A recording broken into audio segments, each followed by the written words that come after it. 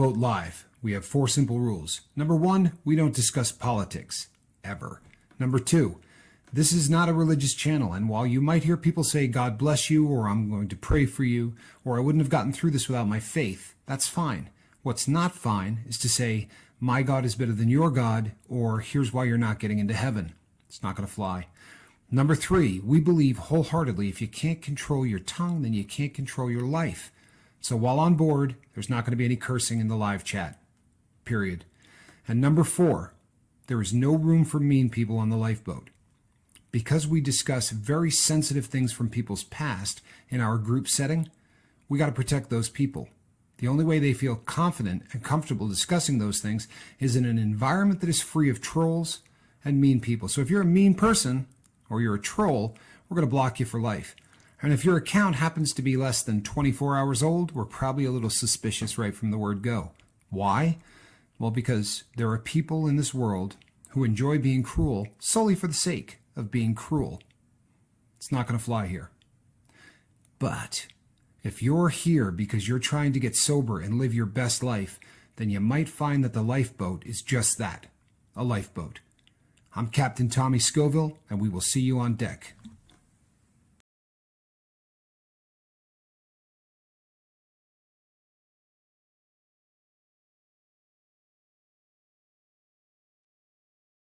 Hey, good evening, everybody. Captain Tommy Scoville, and you're on the lifeboat. It's our Friday here on the boat. You know, it's almost bittersweet when that comes around. You know, it's nice to have a few days to catch up on things. Hey, Tommy Kessler's here. Good to see you, Tommy. It's good to have a few days to catch up on things, but I do miss the boat when when I'm not here. I miss all of you. I want to. Before we get rolling, I would like my bobbleheaded partner to give you guys a little info, but I got to do 2 shout outs here real quick because I want to do a shout out to Space Diesel, because I'm telling you, man, he left a few comments yesterday, and after reading them, I thought to myself, boy, I wish I had said that. And I'm not going to tell you what they are, man. Go back and read the comment section and look at some of the stuff the guy's been writing. Just really insightful, really, really cool about realizing that love is pretty much the key to everything. I want to do a shout out. It took a long time for him to learn it, and if I learned it a whole lot sooner, then life would have been a whole lot more different. But real happy being exactly where I am. But Space, you're killing it, man. You really are. Proud of you. Really proud of you. And the second thing is the second thing can wait. Honestly, Mark, could you do me a favor? Because I can't explain the way the call in works, and tonight's all right.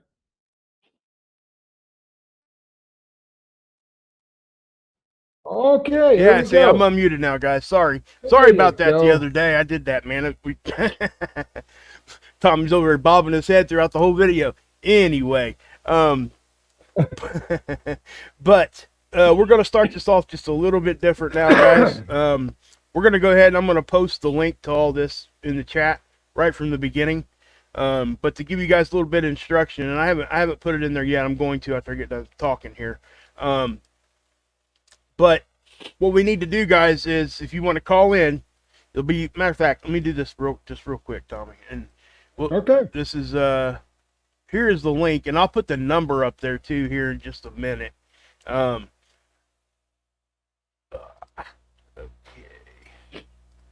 Well, yeah, tech crap. I'll tell you what, man. Right? Yeah. Turning it. Yeah. Yeah. I don't know what the heck I did there.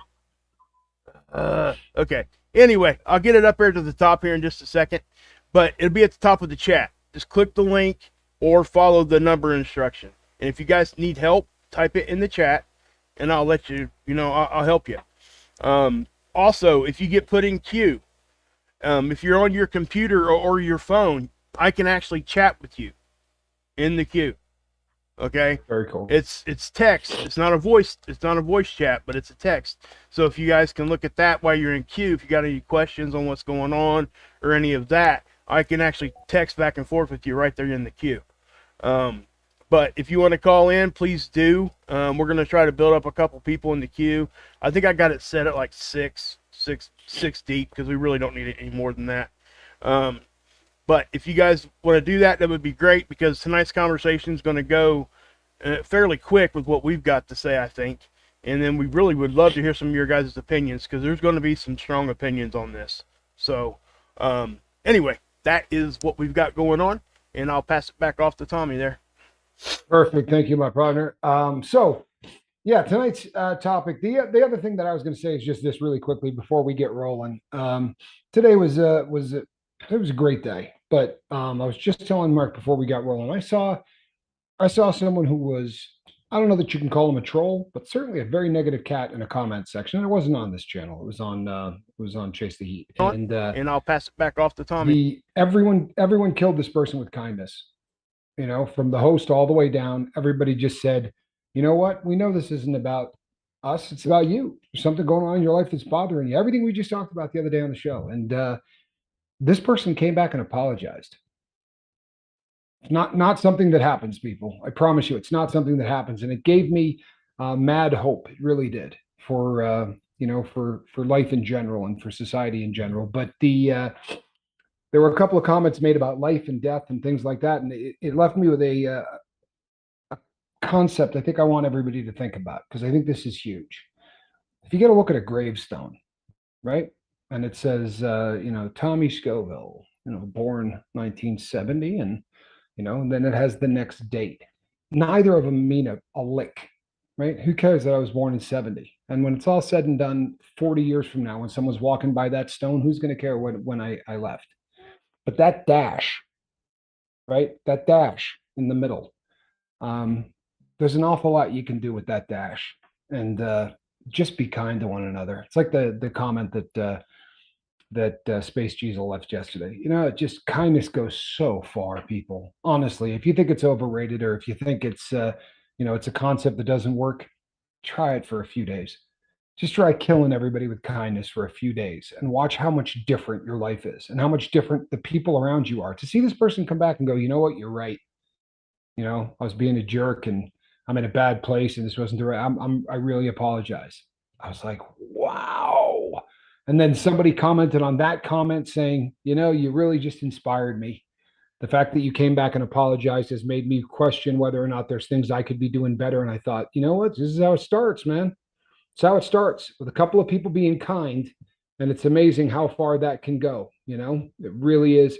Brandon, thank you, my friend. And we're getting a lot more likes. We really are. And if you have not noticed, Blue, thank you so much. I love this boat too. It needs to be on a t-shirt.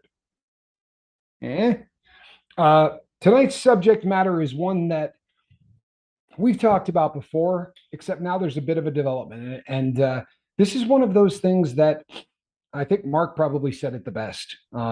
There isn't a right answer to any of these. What we're going to talk about tonight, there's no right answer. There really isn't. There's not a right or a wrong in this thing. It really becomes an opinion thing. And your opinions are valid, whether you agree with us, whether you don't agree with us. Opinions on this one, I really want to hear what people think. And what we're talking about is this. We know that, especially in this hemisphere, but probably worldwide, one of the worst centers for people overdosing and dying, and just drugs in general, is in British Columbia, up in Canada. The Vancouver area is just, I mean, hammered with fentanyl deaths, and they tried a lot of different ways to try to head this off, and they took a lot of crap along the entire way. Hey, Stephanie Munoz, great to see you. That's a Wages World person. I know that name well. Stephanie's really a kind person. Stephanie, I'm so glad you're here. They tried a lot of different methods to try to stave off the overdoses, and every single one of them has been controversial without fail. They were one of the first places in this hemisphere to say, we're going to give out Narcan. Anybody can get it. And people said, oh, you're just, this is promoting, drug use, and of course, needle exchange programs. And then they did safe injection sites where people could go in and get a sterile cooker. Which looks like the top of a can, with a little handle on it, like a top of a bottle cap kind of a thing with a handle on it.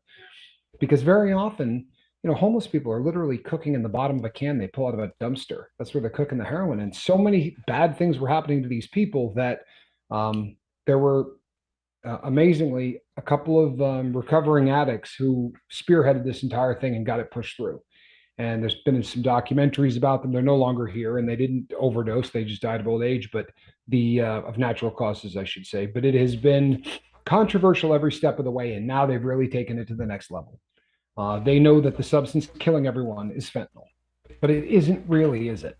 Right? Because fentanyl, in its designed form, is called alpha fentanyl, and alpha fentanyl is, believe it or not, a pretty damn stable drug.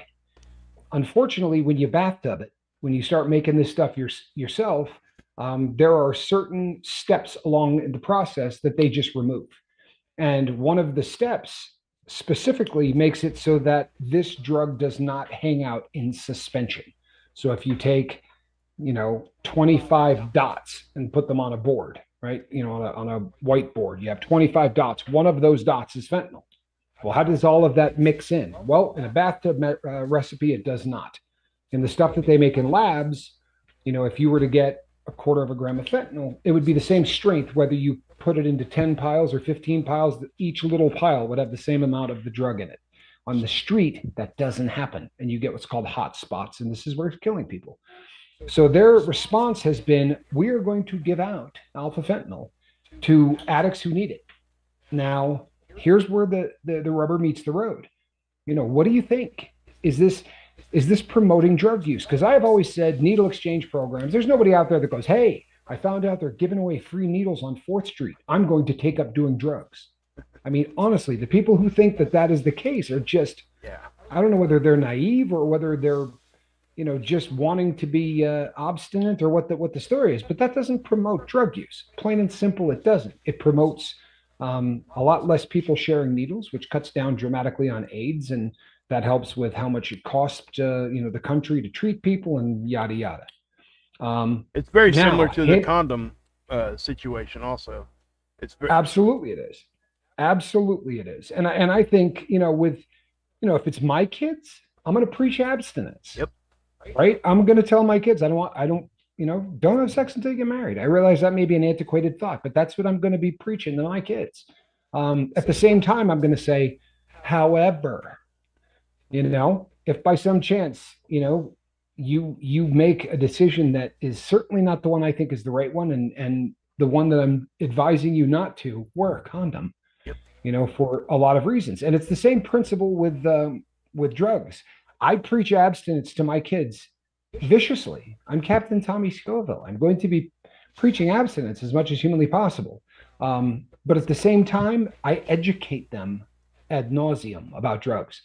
They know, and I know, if they make a bad decision, if they're going to decide to try this stuff, no one's ever going to hand them a perk 30 that they put in their mouth.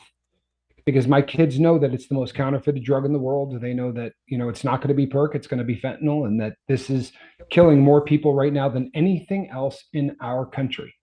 And it sounds scary when I say it, but I'm not saying it for effect. It's a fact. It's killing more people than anything between the ages of 18 to 48. Okay. So now north of the border, they're handing out alpha fentanyl. What is your opinion on this? Because this one is tougher. Honestly, I think back to my addiction, and if I were on the street and they were giving this stuff out, if I were on the cusp, if it was something that I was trying to fight and trying to get over, I probably would have stayed in the game. I'm just being honest.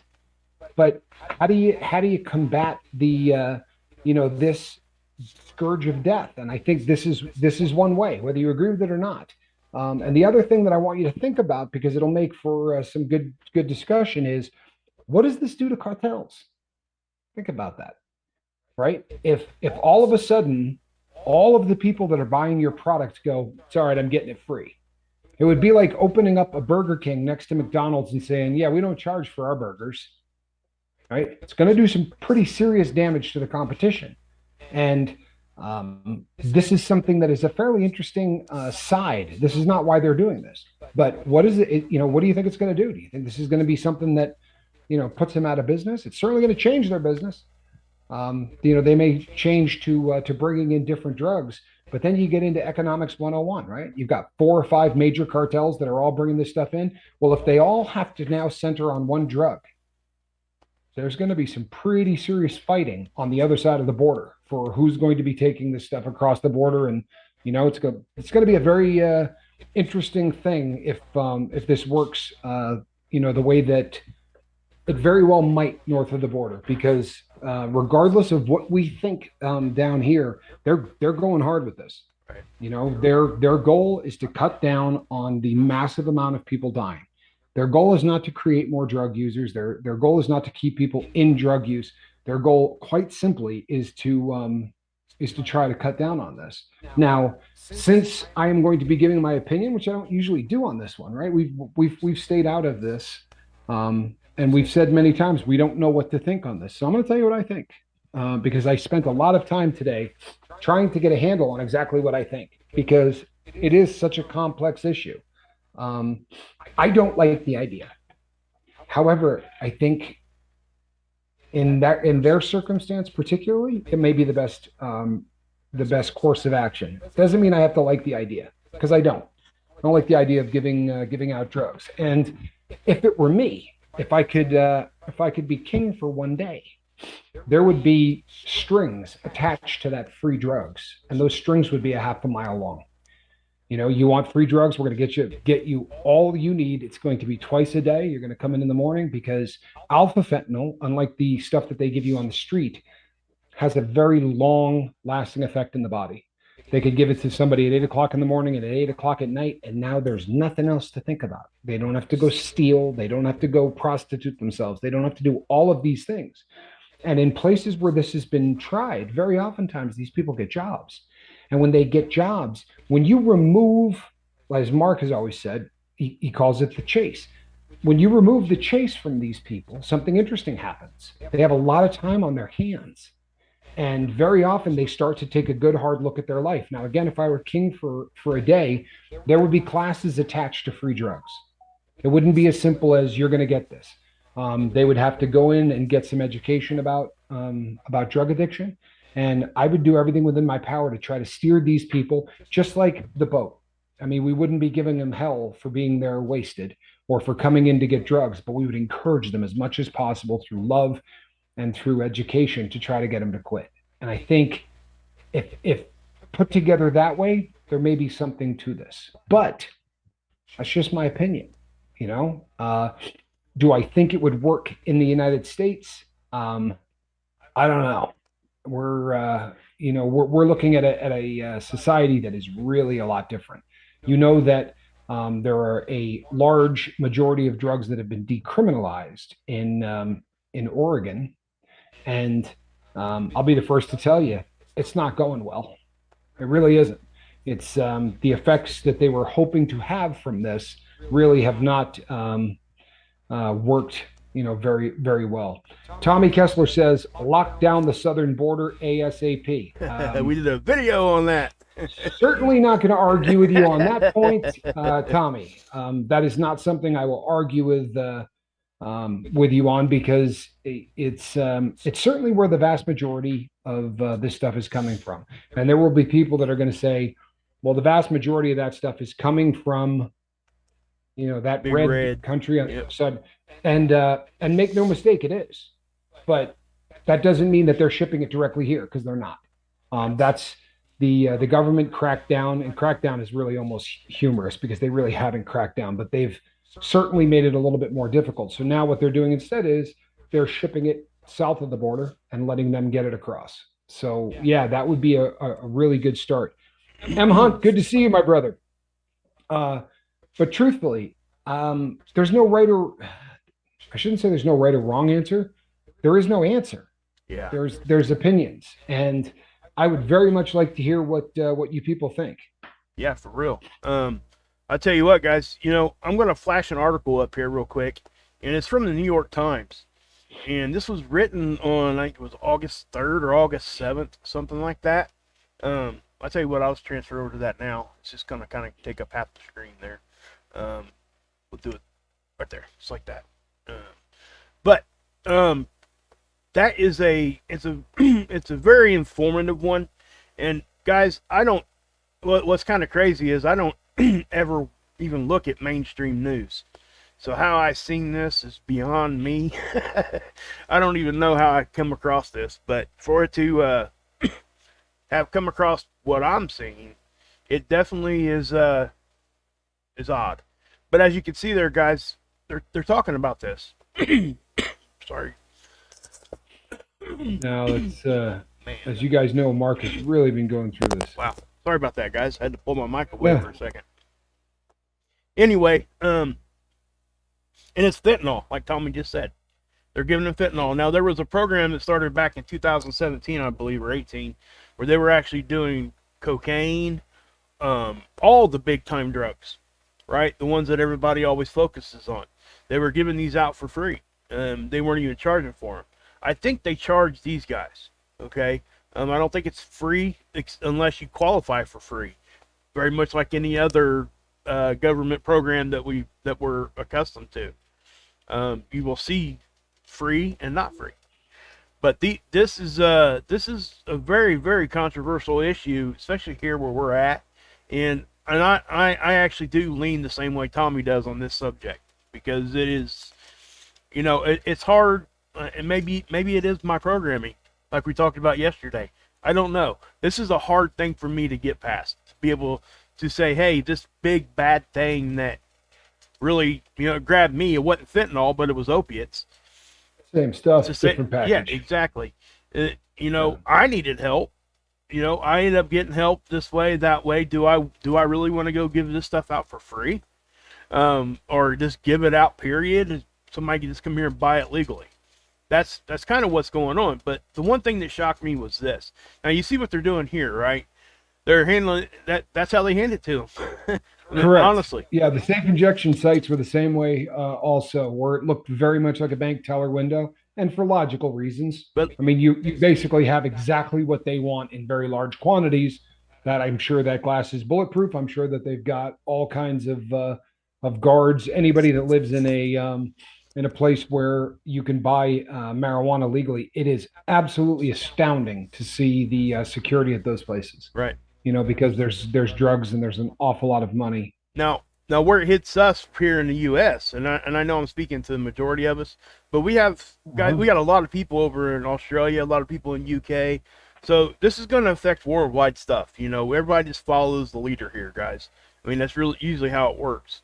So, but they're talking about our current administration now. The guy that's in charge, this dude. I'm not saying names for a reason. I mean, I can start quoting people's names, but I just don't want to. No, you're good. Yeah. You're good. Yeah. So the algorithm will just bury us in the backyard anyway. Yeah. So you can see this. It's current administration. They're starting to entertain these ideas. And, yes. And I'm not saying it doesn't need it definitely needs a platform to be talked about. Okay. Yep. Because even if this is being discussed at length in this country, people, make no mistake, this is being discussed. And it might not be what we all want, right? But we got to get the conversation going. So I like this comment from I don't know if you want me to call you E-Rock or Air-Rock. It's E-Rock. E-Rock. Yeah. Okay. E-Rock says, I wish we could get our youth to understand consequences and get rid of all of this crap. You know what? Such a great comment. It really is. I've said this many, many times. You don't win the war on drugs from the supply side. You win it from the demand side. Anytime you make anything illegal, the profit margins go insane, right? Absolutely insane.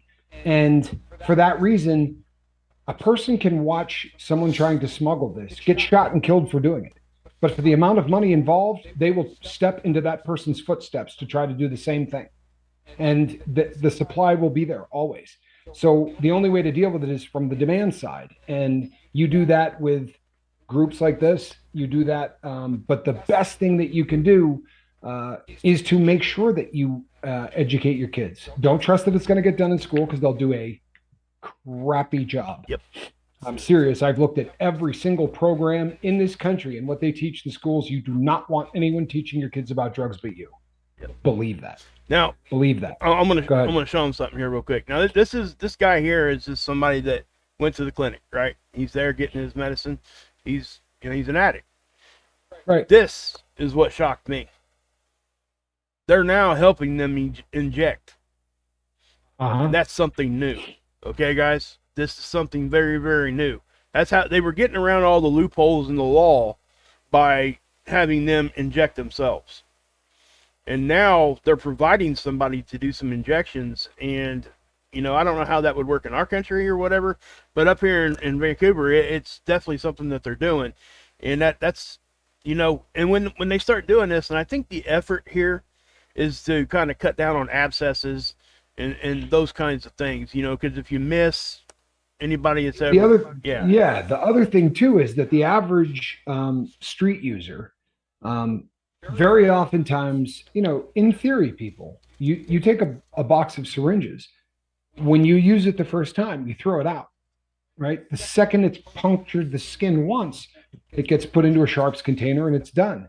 But I've seen people use one for a month, because that's that's money that you would have to spend on something other than the drug.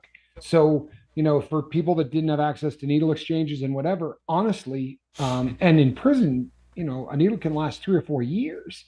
People sharpen them on matchbooks and the things that are done. But the metal is so fine and so sharp that if you put it under a microscope, even after using it once, and you blow it up to where it looks like a spade, like a shovel, you'll see the top is like this. It bends over just viciously. And because of that, you wear veins out about as fast as you inject into them. So very often, I'm not trying to trigger anybody, but this was my substance of abuse. And, I've told the story before, but there were times that I would spend 2 hours, 2 hours trying to find someplace that I could, get the drug into. And so I'm not at all surprised that in this model, they've got, someone who's helping that. And that is new, honestly, and I'm glad they're doing it, really. I mean, in my opinion, if they're going to do something like this, yes, go ahead and what's the point? I mean, provide somebody there that's going to help them. But I read this paragraph here kind of, it stops you when you read stuff like this. It says overdose deaths have surged in BC, British Columbia since the start of the COVID. Okay. That's something me and Tommy have talked about.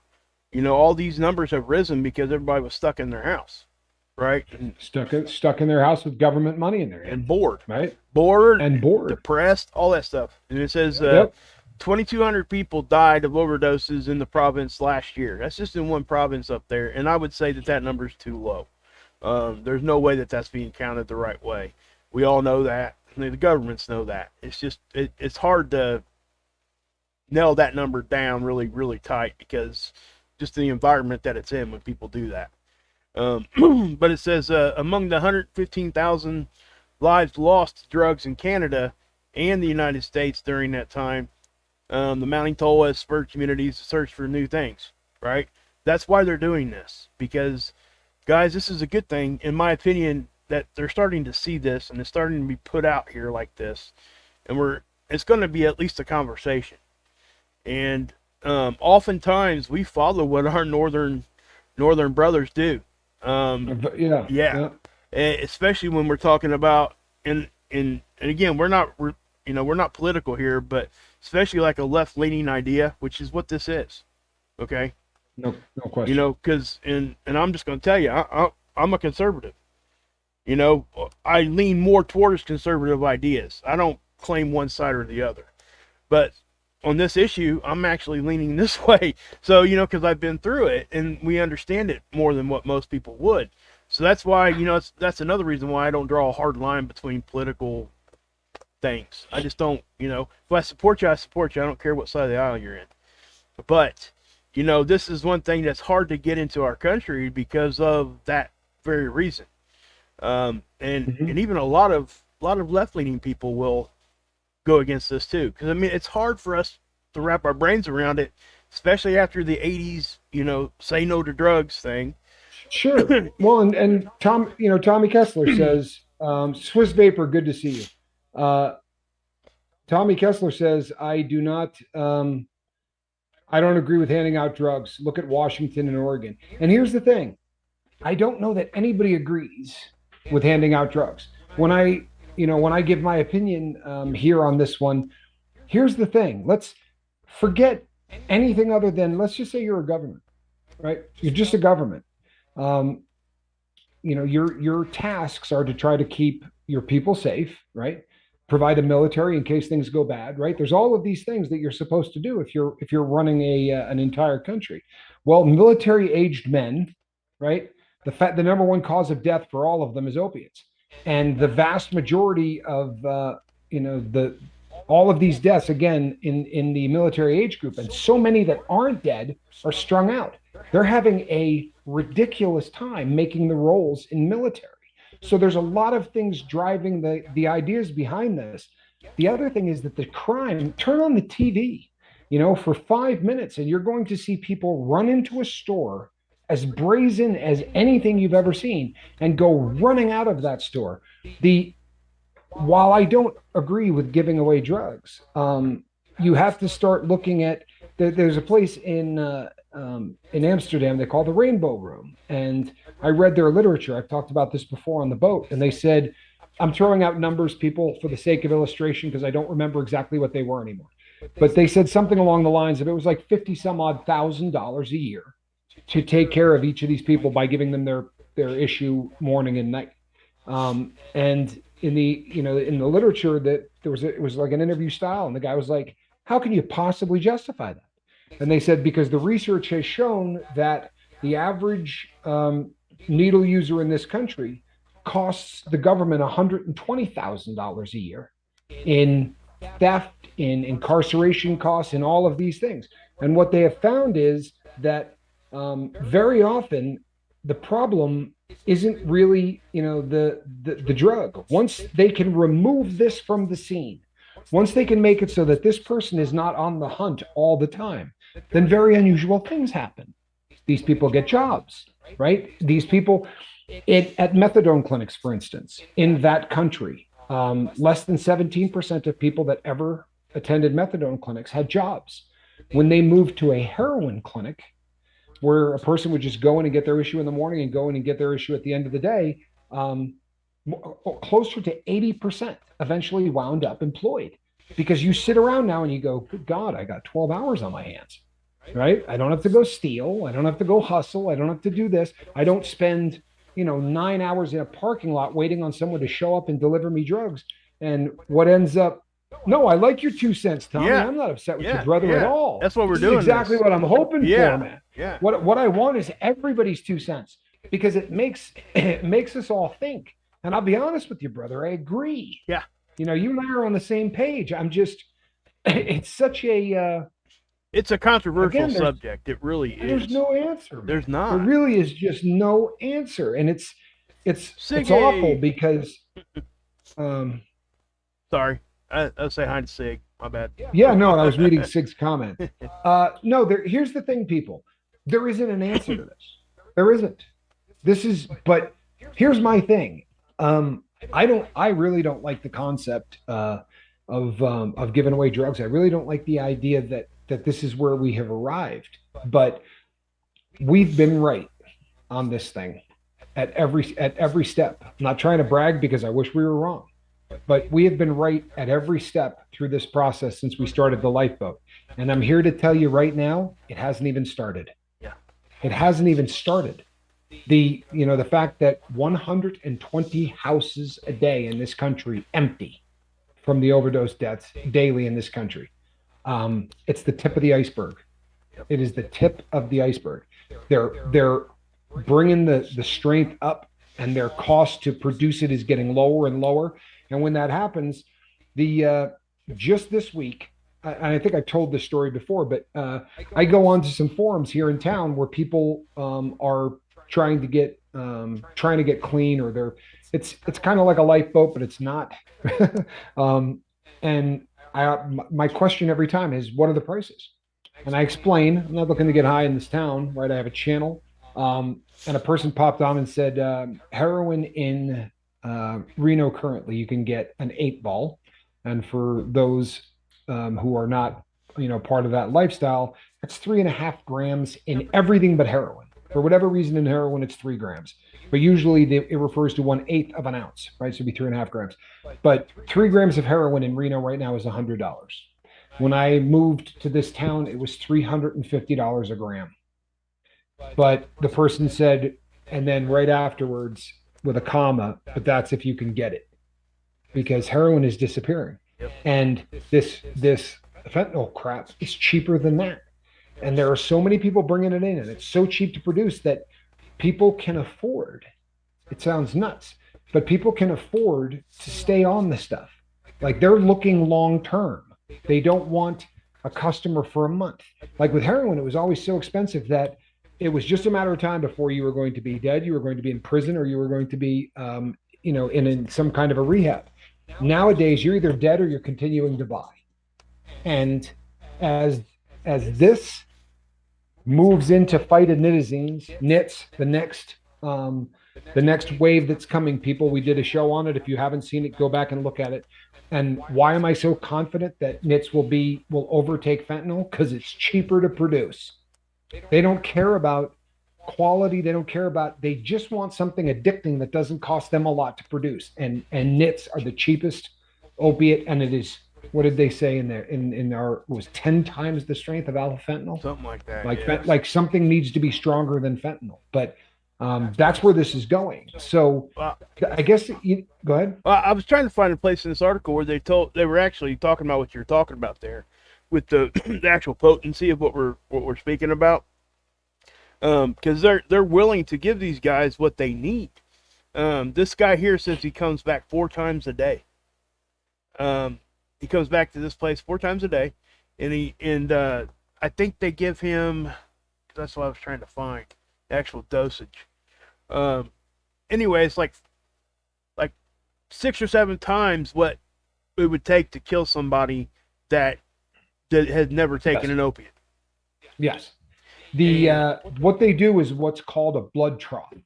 So when you first get to one of these places, before they're going to inject you or give you drugs or do anything else, they do a blood draw, and they tell you to come in at such and such a time during the day. When what happens is, they're trying to catch you basically during the middle of the day. So you probably haven't just fixed, but it's not the morning where you have the lowest amount you're ever going to have in your body. And they get the parts per million. And if you're doing X parts per million, that's what's in your blood. There's a little equation that they punch into it, and that's what's going to determine how much they give you. And I'm not at all surprised by that. I've seen people do, drug amounts where I would sit back and go, how is that possible? Right. Like, and I had a tolerance, but the longer you do it, yes. Isn't it from China? Yes. You may as well say. Yeah, no, it is absolutely from China. 100%. It is absolutely from China. And we did a show on this. You know what? If this isn't a type of warfare, well, then they're really screwing up, because this would be one hell of a kind of warfare. Right. It really is sort of tearing us apart at the seams. And the question becomes, what do we do about it? You know what? Why don't you guys call in? Right? Look. No, here's the thing. If this is too intimidating a topic to weigh in on, might be, I guess. Just tell me, what do you think we can do? Yeah. Like what step can be taken? I'm of the firm belief, like Erock said, it's about educating the kids, right?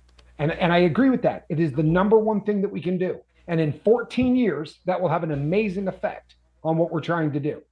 But what do we do now?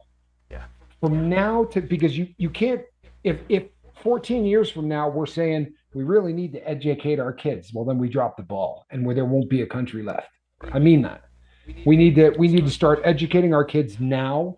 And if that means showing them a video of what those people look like on Kensington Street, then that wouldn't be such a bad thing. And I don't mean show it to them at 4, but don't lie to your kids. Don't lie to them. Tell your kids exactly what's going on. Unfortunately, for years, we've lied to our kids about drugs. And once they realize they're being lied to, they go, yeah, they're probably lying about that fentanyl stuff too. Like, yeah, I'm sure it's killing everybody, right? And, I think I told you people I was in church, not this week, but the week before, and they said, we have on Wednesday, we're burying a teenager from the church, 19 years old, that overdosed on fentanyl. And this is, I'm not in New York City, people. right? This is not, but there is no part of this country where this isn't, where it's not touching, the culture. Right.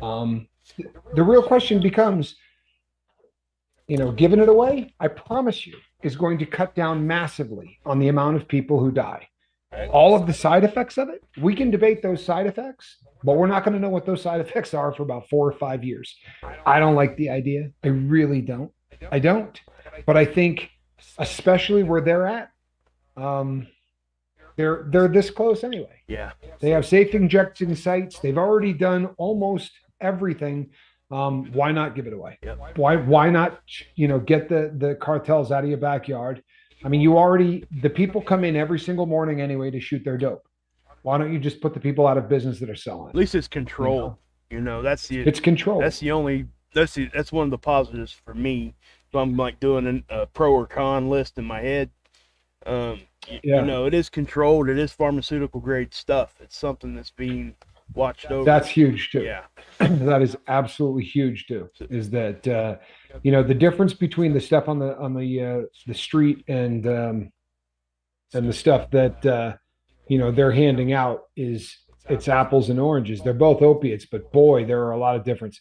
And I read a comment earlier from, I want to say Amari Romano, Okay. that said they have a friend who lost their daughter, and then I think they said within a month or 2 months also lost the son behind a car wash in Colorado, and they both of them were waiting to get a bed basically at a rehabilitation facility. And the crying shame with that is this: when Colorado was the first state to legalize weed for recreation, and they said with the taxes from this, we're going to really treat all of the other addictions. I'm not seeing it. I'm really not. And with the amount of money that is generated from that, it would be really great if we just spent 1 year. I think this is a valid point. We're shipping money to other countries who literally hate us. And the amount of money that we give out every single year, the money we're spending right now within our country on the war on drugs, none of it is to teach people about this stuff. None of it is it's just about trying to arrest people. Right. And it is the second largest budget that we have on the books. And, at some point you have to go, well, this doesn't work. I mean, this doesn't work. We've been doing this since 1960, and it just doesn't work. It's never even had one of these. It has continually gone like this.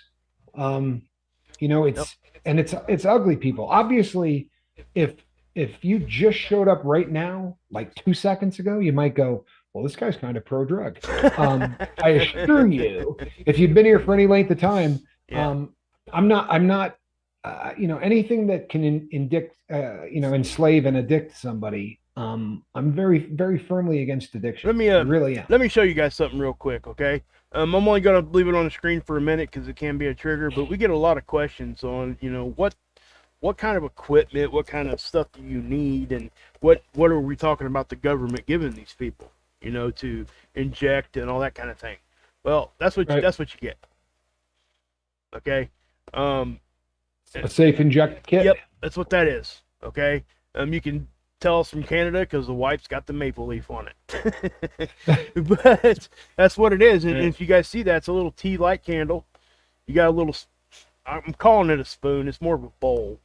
Correct. You got cotton in there probably. Yeah, there's a piece of cotton there. You got needles, and there are actually some pills right there. I'm assuming they're breaking those open, and that's where the medicine's at probably. Yeah, that is going to be the fentanyl that is in there. Yep. And they will pull that apart, and drop that into to the spoon. I'm not seeing any flame, which would lead me to believe. Oh no, there is. Yeah, there's a tea light right there. Right. Yeah. Okay. Yeah. So they're going to heat that up, draw it through the cotton, and then inject it. That blue rubber thing right there is for just tying off. Yeah, that's a tourniquet. So that, it's a tourniquet that's going to. And there's alcohol. I'll tell you, people, this is a true story. I told you how long I was on heroin, and the vast majority of those decades were a needle user. Do you know how many times I wiped myself with alcohol prior to sticking a needle in my arm? Not once, ever. Honestly. And I should. It doesn't make for great YouTube, but if you could see my arms, the number of scars from abscesses, my arms look like I have been like somebody just went like this up and down my arms. And I can dress up, I can wear a really nice watch, but inevitably I'll be somewhere and someone will come up and say, "How long you been clean?" Because there's no mistaking, the and Mark is right, especially with the stuff on the street, with alpha fentanyl, with some of the more pure stuff. If you do miss, it isn't going to have the same effect. The stuff on the street, like when you get heroin, a lot of it comes from that country we were talking about, and that region, right? Afghanistan used to be the largest producer of heroin in the world, and street heroin. You know what they cut it with? I swear to you, this is the truth. Go ahead and research it. Do you know what they cut this with? Feces from a goat. True story. So when you miss, and people say, "Well, you heat it." Yeah, no, you do. You definitely heat it. You bring it to a rolling boil, but you're bringing poop to a rolling boil. And I'm sorry. look, I put it in my arms for years. Yeah. I'm not bagging on anybody that did it, but if I missed, I was going to get an abscess.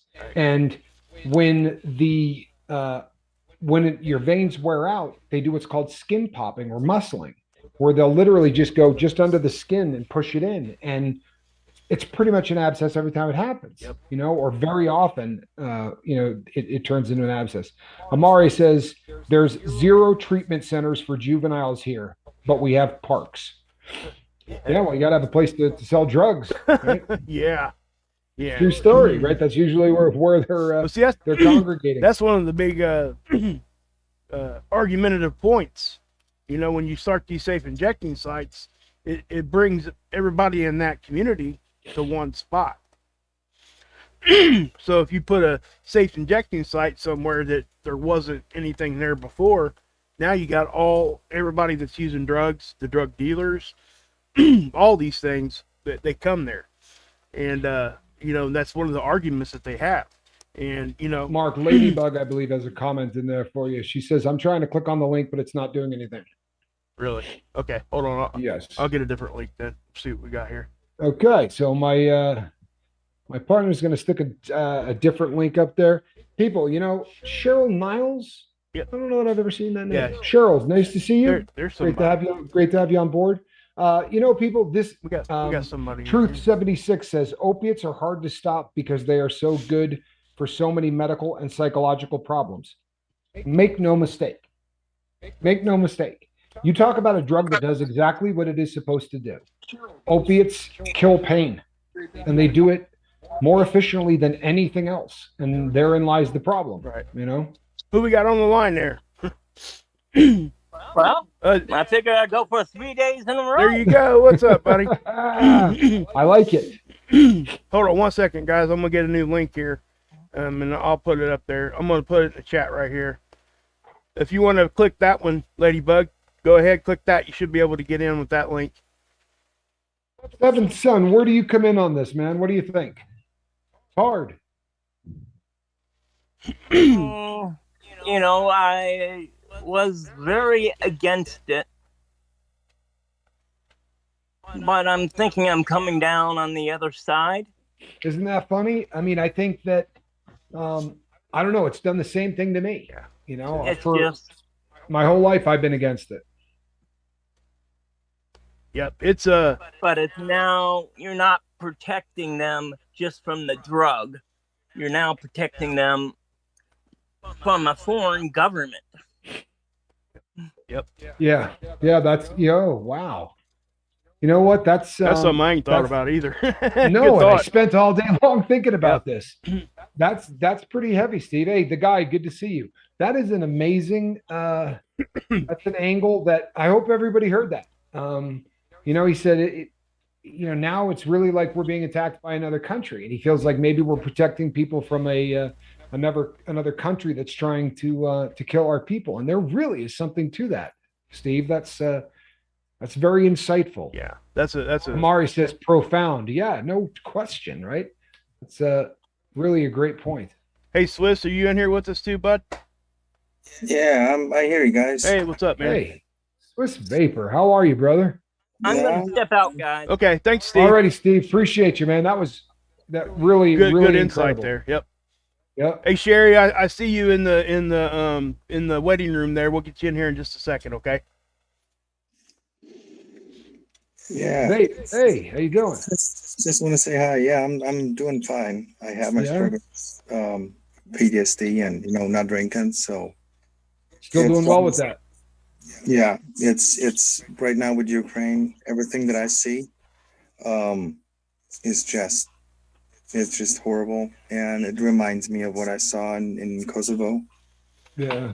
Um, there is nothing you can do. There's no alcohol, no drug, in my opinion, that takes that away. Yeah. It's you have to stick with it and live with it. So I don't um watch news. I don't want to hear anything about Ukraine. Yeah. Um I'm just yeah, I don't know how to explain, but if any No, I veterans, think you just did a pretty You good did job. a of really good explaining, job right actually. there. Honestly, yeah. Yeah. For sure. it's a hard thing to subscribe. It's just surreal, and the brutality that I saw. I don't share anything here, but the brutality I saw, I explained to my wife. I shared a couple of stories, and she was like sitting there, like in tears, and Sure. Mouth wide open in shock. Yeah. she understood so many situations in my life when I was raged, when I just, almost exploded because I'm so mad.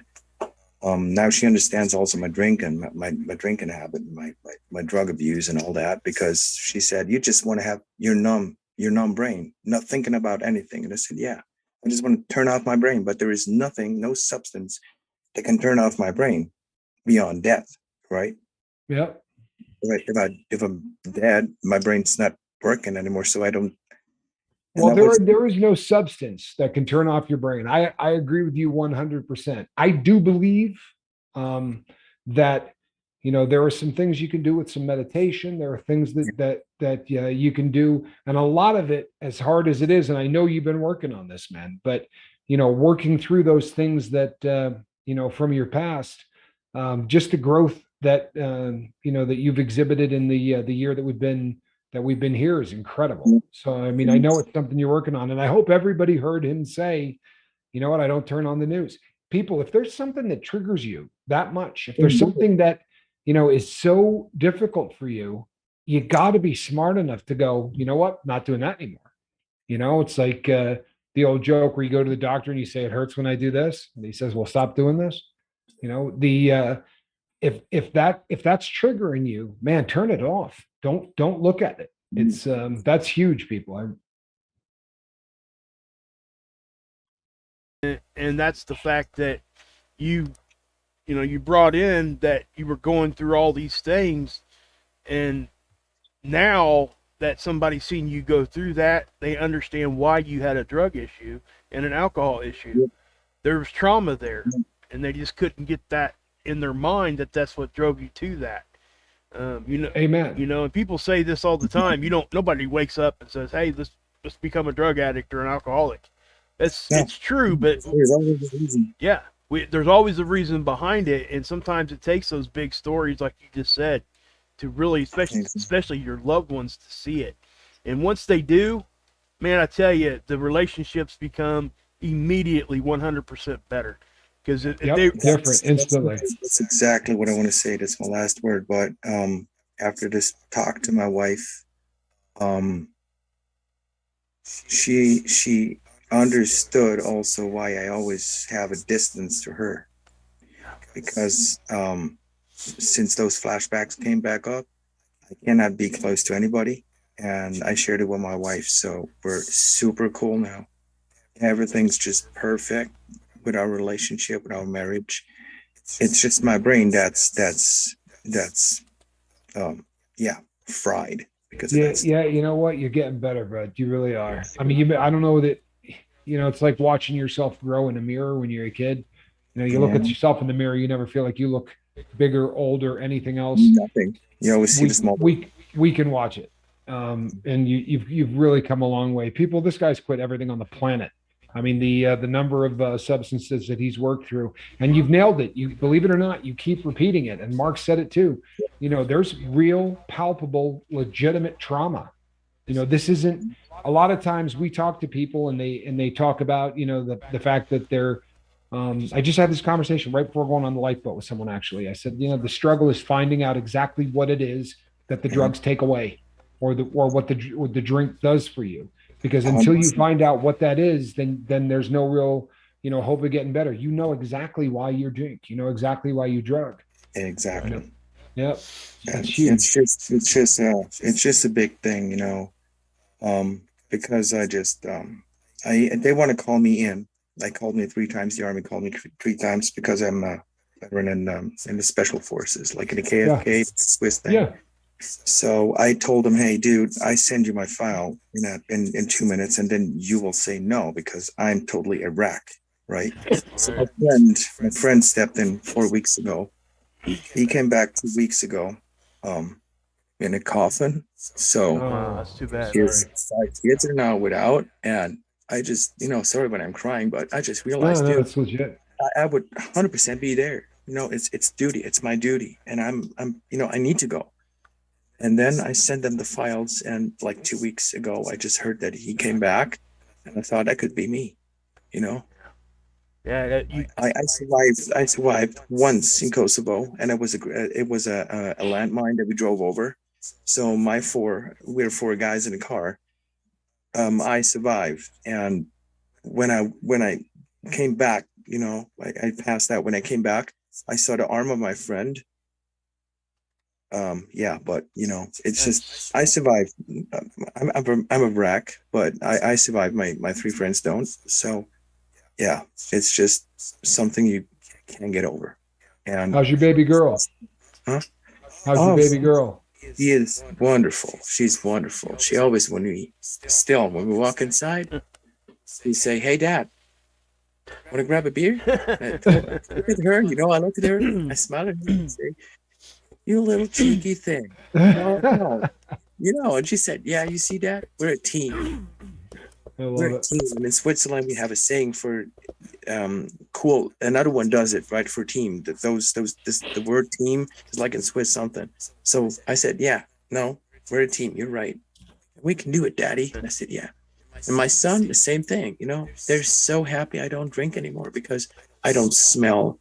I'm healthier. I gain weight, but in the positive way. I sleep better. I feel better. I eat better. Everything just it's a 100% change of a life when you stop drinking. Makes it all worth it, doesn't it? Good for you, brother. Good for you, man. Them kids make it all worth it. I don't want to use your time. Oh, you're okay. Keep moving forward, brother. Yeah, keep moving forward. Yeah, we'll look for you to call back in, buddy, for real. I'm glad you're here with us, Swiss. I really am. You're a big part of this boat. Thank you for being here. Yeah. I'm very happy. That was the reason why the last couple of weeks I've not been in, because I really literally felt like poop. Yeah, I got you. So we understand. I'm not allowed to swear. So yeah, that's right. See that we're curing it. Hey, give your daughter a hug and tell her we love her. All right. 100%. All right, bud. Take it easy. Prayer for you. All right. God bless with babe. All right, we're gonna bring Sherry. We're gonna bring Sherry in. Okay. See. Okay. Excellent. I believe is that. I'm sorry. That would be. Is that Ladybug? Ladybug, yeah, sure. I'm not allowed to swear, so. Yeah, that's right. Hey Sherry, can you turn your YouTube off, your volume off on your YouTube? There you go. You got it. There you go. Now I can't hear anyone. Can you hear me? Oh no. Oh really? Yeah, because there's no earpiece, right? So. Oh, okay. Well, I don't know. Can you hear me now? Sherry, can you turn your YouTube off, your volume off on your YouTube? You might be able to. Well, see, I wonder if you. It's off, but now I can't hear you. Oh, really? Okay. Yeah. So I'm gonna. That's okay. I'm gonna leave. No, it's okay. It's okay. You have headphones? Anywhere near? She can't hear you. Even ask her if she has headphones. Yeah, she posted. She popped off. Okay. So, Sherry, we will get you next time. So, hey, you know what? This is actually decent information, people. If you have a pair of headphones, probably be a good idea to pop them in anytime that you call in. And a shout out to Swiss Vapor. people, if you're new to the lifeboat, I'm not exaggerating when I say this guy quit everything. He had an addiction to opiates. The guy smoked, more pot than Cheech and Chong, and he had, he was doing benzodiazepines in staggering amounts. But the amount he drank, I remember the first time that, the two of us got on the telephone, and it was actually a video chat, and I said, very often it's one of the first questions ever is, well, what's your drug of choice and how much are you doing? And in the beginning, he was still doing a lot of these. And I said, what's your drug of choice and how much you're doing? And for the next 8 minutes, he just, got down, and I was like, I said almost, facetiously, I was like, is that all? And he's like, no, I drink about a gallon of wine a day and a 12 pack. And I was like, Oh my and God. a 12 pack of beer, the big ones, Wow. the big ones. Yeah, he was. He really, really has overcome so much, and has been through so much. I'm proud So of it, man. We love. Yeah, so me too. proud We of love you. We love you, Swiss babe. We really. And do. Ladybug, And- Ladybug, you Go ahead. get first call on Friday, okay? If you want to call back in on Friday, we'll get you in right away. I'm sorry about that. We're still working through these bugs, guys. It's taking all of us kind of a thing. My goal, just so you guys know, is to have some sort of, like, if you're in the queue, I want to actually have some sort of like instructions going on in there in the background instead of just very cool. like back elevator music or something. I'm gonna try to make that work. Very cool.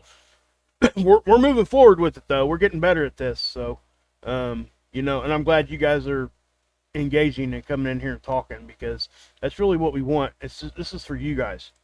This isn't because believe me, this isn't something that was easy to get done.